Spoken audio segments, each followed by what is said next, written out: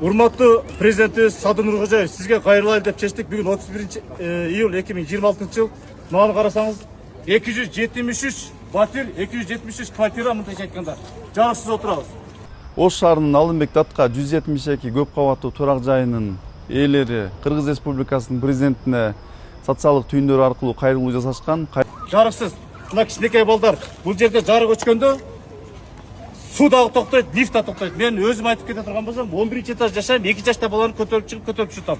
Анан бул Визион компаниясынын Алымбек Датка 172 дарегинде жайгашкан. Бул Энергопром жеке компания деп бул Оштун жетекчилери эч ким чече албайт экен. Сизге кайрылууга аргасыз болуп атабыз. Урматтуу Садыр Нуркожоевич, ушул маселени карап чечип берсеңиз аябай жакшы болот эле. Биздин Энергопром жеке компаниялар жок кылып эле Кыргызстандын өзүнүн рейсине өткөзүп берсеңиз аябай жакшы болот эле. Анан энергетика министрине дагы тапшырма берсеңиз сонун болот эле. Бул бүгүн эле эмес, мурунку жумадагы 24 саат өчкөн, уже күндө кече дагы кошту, бүгүн дагы кошту. Эртеден бери свет жок отурабыз. Мына кичинекей балдар бар, кары картаң аталар, апаларыбыз бар.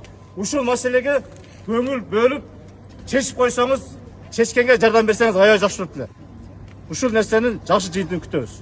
Кайрылууда электр энергиясы өчүп калгандыгы жана мезгил менен өчүп тургандыгы боюнча маалыматты билдиришкен.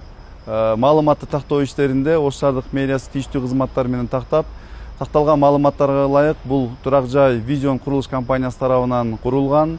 Учурда Энергопром жоопкерчилиги шектелген коом менен электр энергиясын берүүнү сүйлөшкөн, макулдашкан жеке компаниядан. Ал эми учурда Визион компаниясынын анын ичинде ушул 172 көп кабаттуу турак жайдын Энергопром компаниясына 2,5 миллион сомго карызы болгондуктан өчүрүлгөн. Учурда тактоо иштери жүргүзүлүп жатат. Тактоо иштери жүргүзүлгөнгө чейин электр энергиясын берүүнү Ош электр тармактар ишканасы тарабынан жандырылып берилди.